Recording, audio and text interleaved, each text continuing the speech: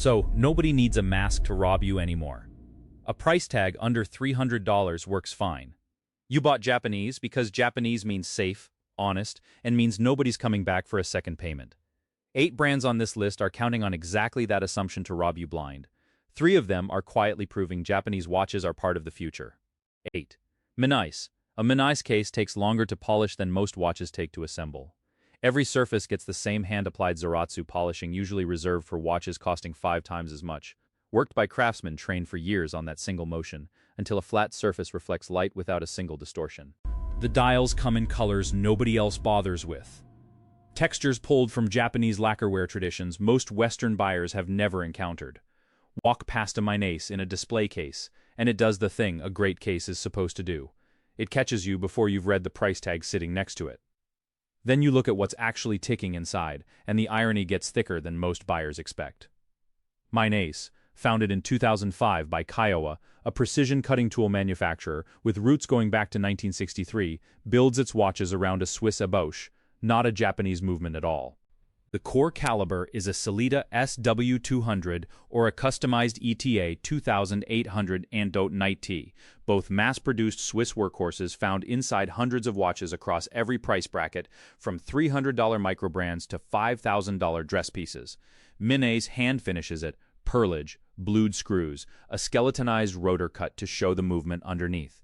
That work is real, and it isn't cheap to do properly, but a brand built entirely on the language of Japanese craft. Zaratsu polishing, lacquer dials. A factory in Akita Prefecture is charging $5,000 to $6,000 for its main collection, and in some references far more, around an engine that didn't come from Japan at all. Minais produces only a few hundred watches a year, which is a genuine mark of small batch care. It doesn't change what's inside the case.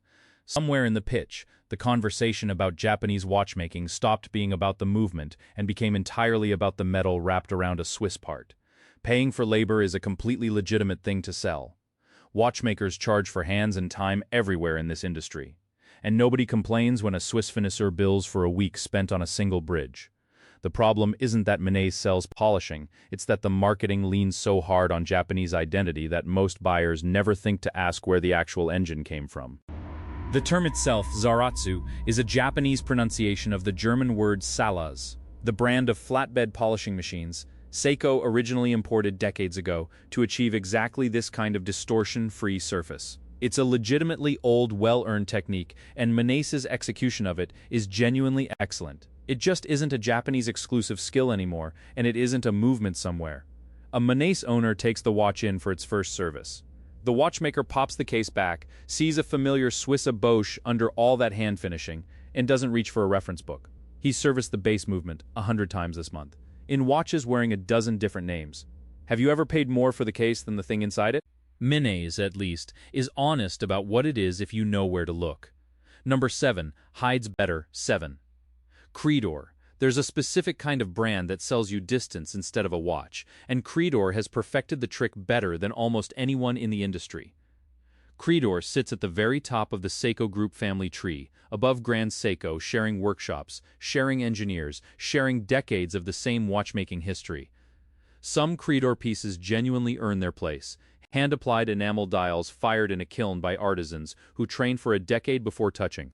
A customer-facing piece, movements finished by a handful of named craftsmen working at the Micro Artist Studio, a facility so small it produces a few dozen watches a year. Nobody's arguing those don't exist, and nobody should. But look at the wider Creedor catalog, the pieces that aren't hand-painted porcelain rarities, and the gap starts to blur fast. Several Creedor references share architecture directly descended from calibers you'll find inside Grand Seiko watches costing a fraction of the price. The case gets a touch more polish. The dial gets a small badge that says Creedor instead of Grand Seiko. And the price does something the engineering doesn't. It jumps, sometimes by tens of thousands of dollars, for a difference you'd need a loupe and an engineer's patience to actually locate. Picture the boutique display, a Creedor sitting 2 shelves above a comparable Grand Seiko, priced at nearly double, with a salesperson gesturing toward the badge rather than pointing at anything mechanically different underneath the caseback. Ask what's actually different, and most reps default to the same 3 words: heritage, exclusivity, craftsmanship, none of which show up on a spec sheet or under a loupe. Creedor earned real respect once, and the story is worth telling straight. In the 1980s, the brand pushed watchmaking tolerances Seiko's mainstream lines wouldn't touch for another generation, building the case for Japanese watchmaking as something the Swiss industry had to take seriously. That history is real. What's less real is the idea that every Crador on the shelf today is still operating in that rarefied air. Most of them are Grand Seiko wearing a more expensive name, sold to buyers who assume the badge alone justifies the gap. A buyer walking into that boutique expecting Grand Seiko plus something rarely gets a straight answer about what the something actually is.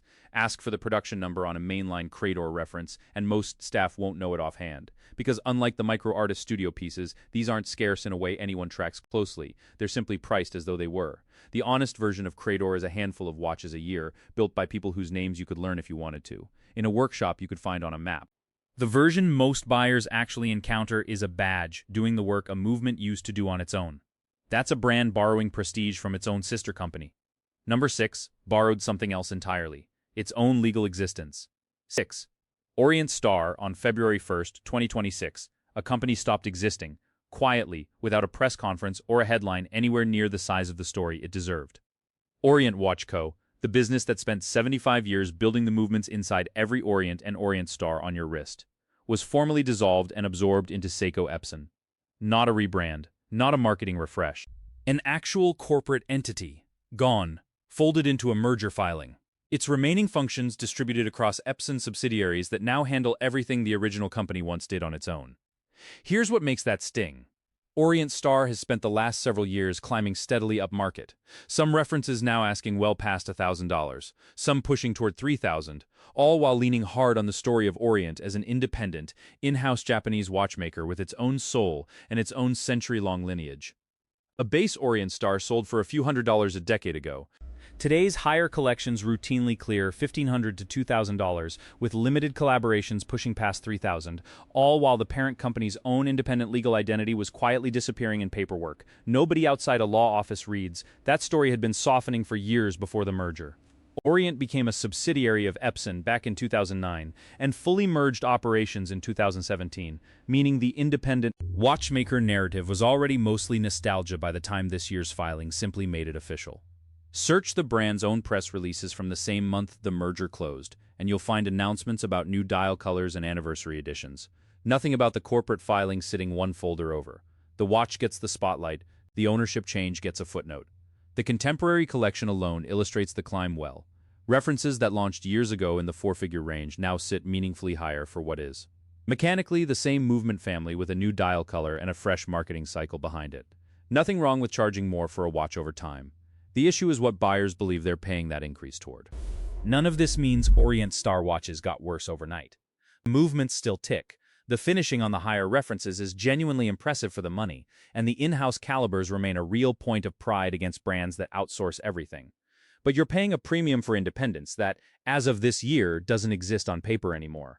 The brand you're buying into for its craft heritage identity is now, legally, a product line inside a printer and projector conglomerate that happens to also make very good watches. Somewhere, quietly, a collector who bought an Orient Star specifically because it wasn't Seiko reads a headline about a merger filing and feels something shift quietly on his wrist, even though nothing about the watch he already owns has changed at all. Honestly, this one bothers me more than most on this list, because nothing about the watch itself changed, only the narrative did, and that's half of what you paid for. That collapse took years to become official. The next one is happening in real time on a chart you can watch update. 5. Grand Seiko. Walk into a Grand Seiko boutique this year and you'll hear the word waitlist more than you hear the word watch. Grand Seiko earned its reputation honestly, and it's worth saying plainly before anything else. Zaratsu polishing that removes distortion from every flat surface entirely by hand, checked and rechecked under raking light. Spring drive movements that split the difference between quartz accuracy and mechanical soul, accurate to roughly a second a day without a single battery. For years, the brand delivered elite engineering at prices that felt, by comparison to Swiss competitors doing similar work, almost generous. That reputation is real, and it built the demand that's now working against the very buyers who trusted it. Because here's the pivot. Specific references on the secondary market have climbed hard over a short window. Some of the most requested pieces pulling well beyond their original retail price, with nothing about the watch itself having changed. No new movement, no revised case, no improvement to the finishing that made these pieces famous in the first place. Just more people wanting the same finite number of watches. More content creators discovering Zaratsu polishing at once, and dealers pricing accordingly to whatever the queue outside the door will bear. A regular at a boutique put down a deposit on a popular reference 2 years ago and waited his turn patiently. By the time his name finally came up, the same watch was changing hands online for thousands more than the number on his original invoice, and he faced a choice nobody warned him about at the counter.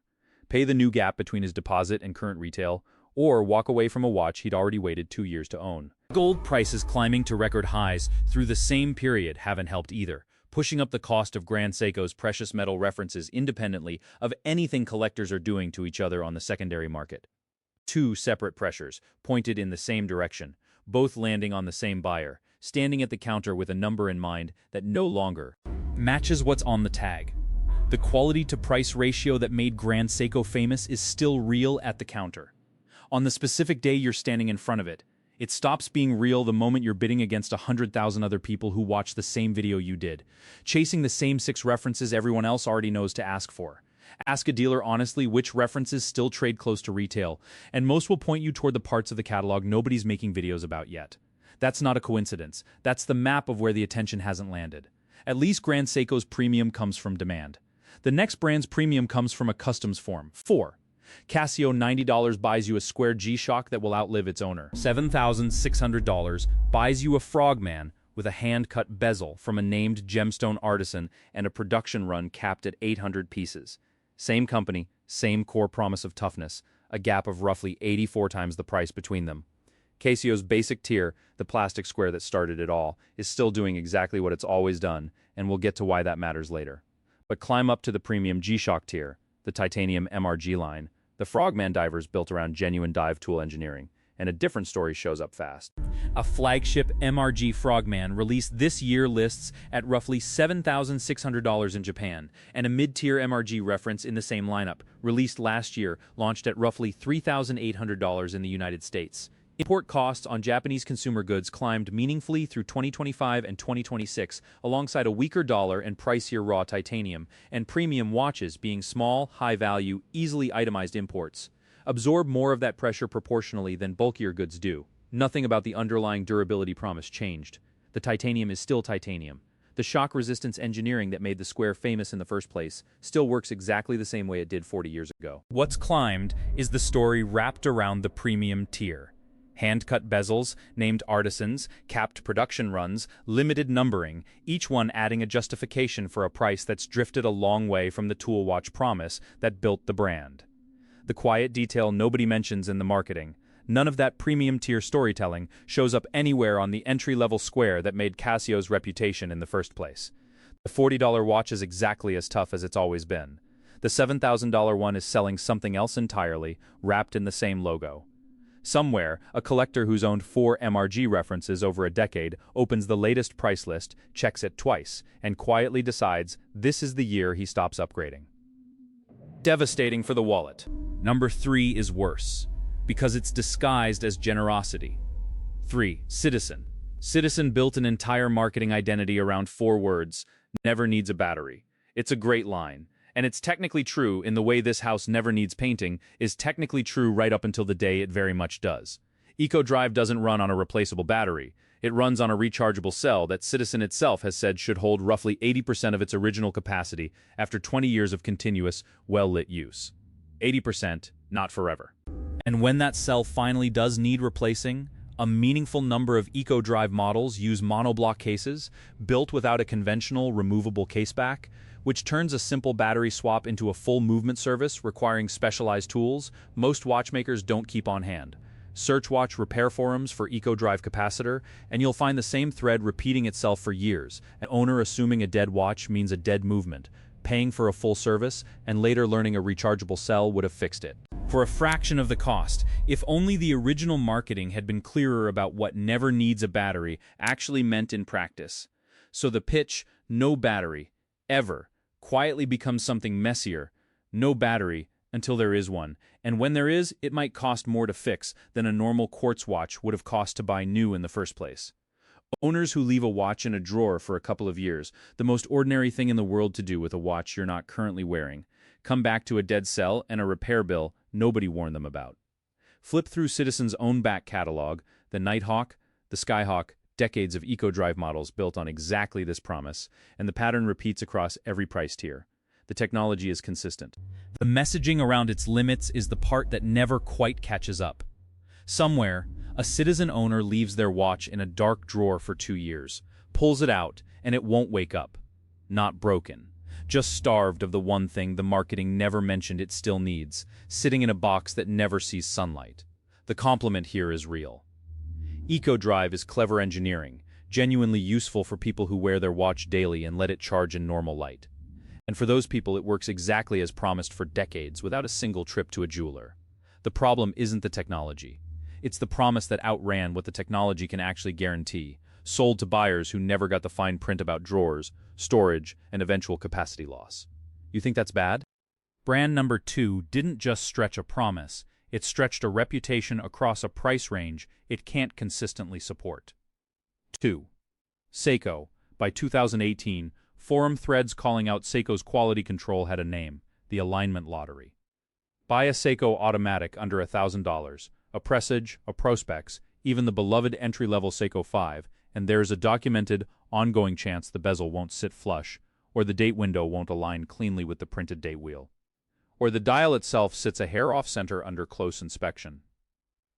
Not every watch, not even most watches, but enough, consistently enough over enough years that check the alignment before you keep it became standard advice inside the collector community, rather than a rare warning reserved for unlucky buyers. Search Seiko bezel alignment on any collector forum, and you'll find years of the same photographs submitted over and over.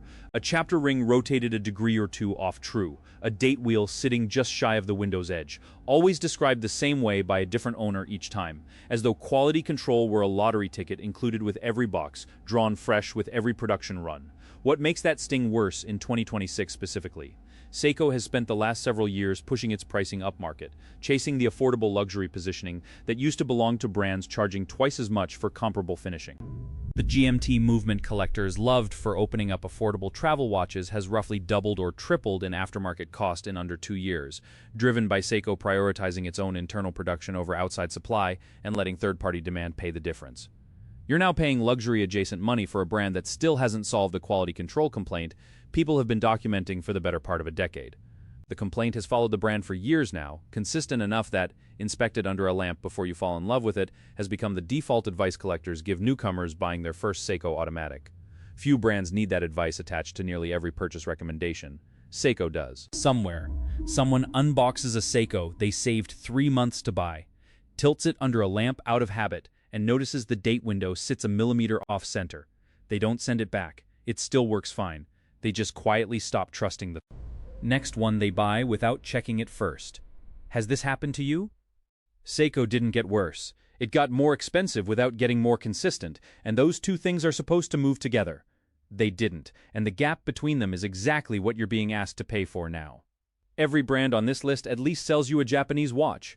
Brand number 1 sold you an American one, and let you believe it the whole time. 1. Bulova in 1923. Queens, New York, an immigrant jewelers company reincorporates under a name that will go on to build the first watch worn on the moon. That's the story Bulova sells, and every piece of it happened. Bulova's American roots are real, its space program history is real, and the brand has earned decades of genuine goodwill built on that heritage, from the Accutron's tuning fork movement to the lunar pilot strapped to an astronaut's wrist during a moonwalk. It's also, since June of 2008, been a wholly owned subsidiary of Citizen Watch Co., a $250 million acquisition that put an American heritage brand entirely inside a Japanese conglomerate's ownership structure, headquarters and all. Bulova isn't alone in this exact structure, but it's the starkest example because almost nothing about the finished product signals the ownership at all. No Citizen logo on the dial, no mention on the case back. Just 150 years of American storytelling sitting on top of a Japanese balance sheet. Most Bulova buyers don't know that.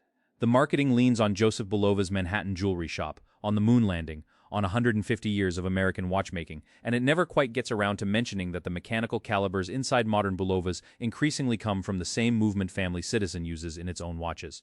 Made under the same corporate roof, sharing the same parts bins. Search a Bulova product page today, and you'll find the moon landing mentioned in the first paragraph, the Manhattan founding story in the second, and the words Citizen Watch Co.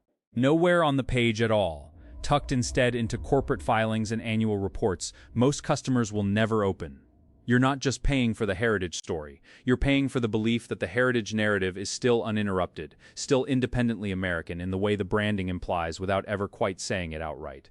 That polishing we mentioned back at brand number 8, here's where it comes back around. Menace sells you labor and lets the price imply engineering. Bulova sells you a flag and lets the price imply independence. Different tools, same trick. The thing you think you're buying isn't the thing actually inside the box, and the box itself isn't hiding it. You just have to go looking. Bulova spent decades under Lowe's Corporation before Citizen bought it outright in 2008, and the brand's identity had already drifted from its founder's original workshop long before that sale. Citizen didn't create the gap between the marketing and the ownership. It simply became the latest and most quietly ironic owner of a story built entirely on not being what it currently is. Somewhere, a customer buys a Bulova specifically because it's not one of those Japanese brands, hands it down to a kid one day as an American heirloom, and neither of them ever finds out otherwise, because nothing about the watch itself gives it away. That's the whole list, but not the whole story. 3 brands are doing the opposite, on purpose, and one of them belongs to a name you already know. Not every Japanese brand is playing this game. 3 specifically are betting on the opposite strategy. Tell you exactly what you're getting, price it honestly, and let the watch do the convincing instead of the story around it. None of these 3 will sell out a waitlist or trend on a collector forum this month. That's rather the point of putting them here. 3. Kentex. Kentex has spent decades building watches for Japan's self-defense forces, not military-inspired, actually contracted, actually field-tested by people whose lives depend on the thing working when it matters. That contract history shows up directly in the pricing. No waitlist theater, no story tax, just an honestly tough purpose-built watch sold for what it costs to make plus a reasonable margin. Their catalog reads like a supply manifest rather than a mood board. Dive watches rated for depths their contracts actually required. Field watches built to survive conditions most consumer brands only simulate in a lab. You won't see Kentex on a hype list or a celebrity wrist, and that's rather the point. Nobody's ever accused the brand of pretending to be something bigger than it is. And the next one follows the same line too. Number 2. Kiwame Tokyo. This one comes with an honest caveat. Kiwame Tokyo only released its first watch in late 2025, so there's no decade of reliability data to point to yet, and anyone telling you otherwise is guessing.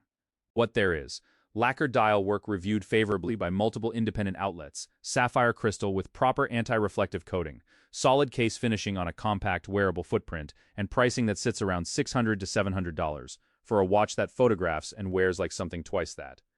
Founder Masami Watanabe has been open about drawing on classical European design language filtered through Tokyo's Asakusa district, and the resulting piece is read as considered rather than derivative, small production runs that sell out fast without a marked-up resale market forming behind them, at least not yet. It's a bet on a young brand, but it's a bet priced like exactly what it is, nothing inflated on top for a reputation the company hasn't had time to build.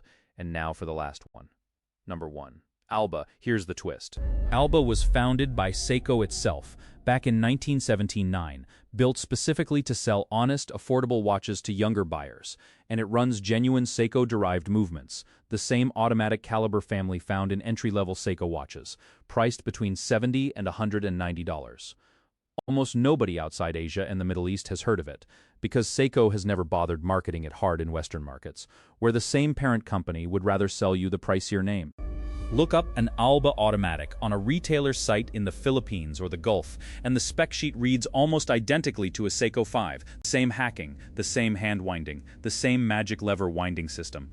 Just wearing a name Seiko decided wasn't worth marketing to buyers, who'd already decided the parent brand meant premium. The same company charging luxury-adjacent money for a press edge with an alignment problem already builds the honest version at a fifth of the price. They just don't sell it to you under the name you'd recognize. So now you know about all 11 of these brands. The brands that rob you and the brands that don't aren't separated by country or by heritage or even by price. They're separated by whether the story on the box matches the watch inside it. Menace sells labor as engineering. Bulova sells ownership as independence. Grand Seiko sells scarcity as merit. Kentex just sells you a watch that does what the label says and asks a fair price for doing it. None of the 8 brands above are frauds in any legal sense, and nobody here is telling you to boycott a whole industry over it. Every one of them still makes watches worth owning, at the right reference and the right price. The list isn't a blacklist, it's a map of where the story tends to outrun the specification sheet. Every fact on this list is public, searchable, sitting in a press release or a forum thread anyone could have found before buying. The robbery isn't hidden, it's just easier to miss than a mask in a getaway car. Which of the three would you actually wear? Which of these have you actually owned? Drop it below in the comments, hit like if you enjoyed the video and subscribe.